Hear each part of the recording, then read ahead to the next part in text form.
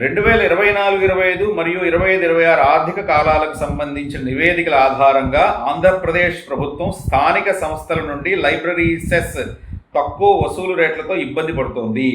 తక్కువ కలెక్షన్ రేట్లు. Library cess recovery 2022-23 40%, 2023-24 45%, 2024-25, 25-26 కాలాల్లో 52% మాత్రమే ఉందని ఐటీ మంత్రి నారా లోకేష్ తెలిపారు.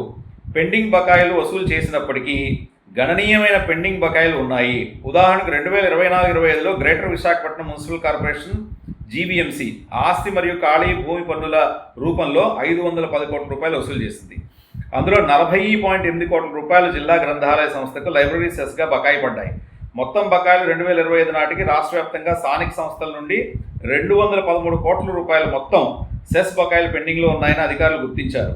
వీటిని లైబ్రరీ అభివృద్ధి కోసం ప్రభుత్వం వసూలు చేయాలని ఆదేశించింది. 1960 ఆంధ్రప్రదేశ్ పబ్లిక్ లైబ్రరీల చట్టం ప్రకారం లైబ్రరీ సెస్ రూపాయికి ఇంటి మరియు ఆస్తి పన్నుకు 8 పైసల వరకు సర్ఛార్జ్గా వసూలు చేస్తారు. లైబ్రరీ సెస్ మీరు పన్నుతో పాటు వసూలు చేస్తున్నప్పుడు ట్రెజరీలో జమపడి వెంటనే గ్రంథాలయ శాఖకు బదిలీ అవ్వాల్సినటువంటి ఒక చిన్న కార్యక్రమాన్ని అది ఎందుకు ఇంత క్లిష్టతరంగా మారింది? ఎక్కడి నుంచో మనం బకాయిలు వసూలు చేసుకున్నట్టుగా, ఏదో బ్యాంకు రుణాలను వసూలు చేసుకున్నట్టుగా దానికి ఇంత కష్టపడటం ఏంటి? ఆ వసూళ్ళన్నీ కూడా 45%, 52%గా ఉండడం ఏంటి? ఈ వసూళ్లు కాకపోవడం మూలంగా బీడీసీ ఉద్యోగస్తులు లాంటి వాళ్ళు ఇబ్బందులు పడటం ఏంటి? రిటైర్డ్ ఉద్యోగస్తులు ఇబ్బందులు పడటం ఏంటి?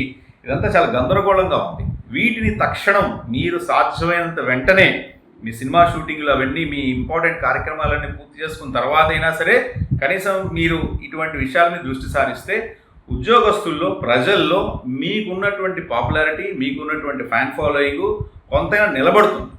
లేదంటే మీరు కూడా చాలామంది రాజకీయ నాయకుల్లాగానే తెరమరగవడం అనేది పెద్ద విషయమేం కాదండి. ఒక్క విషయం దయచేసి అర్థం చేసుకోండి పవన్ కళ్యాణ్ గారు, మీకు ఇప్పటికీ ఈ అష్ట కష్టాలు పడుతున్నటువంటి ఉద్యోగస్తుల్లో కూడా మీకు ఇంకా ఫ్యాన్స్ ఉన్నారు. వాళ్ళు ఇప్పటికీ మిమ్మల్ని తెరవేల్పుగానో లేకపోతే ఒక మంచి వ్యక్తిగానో ఇంకా ఆరాధిస్తున్నారు.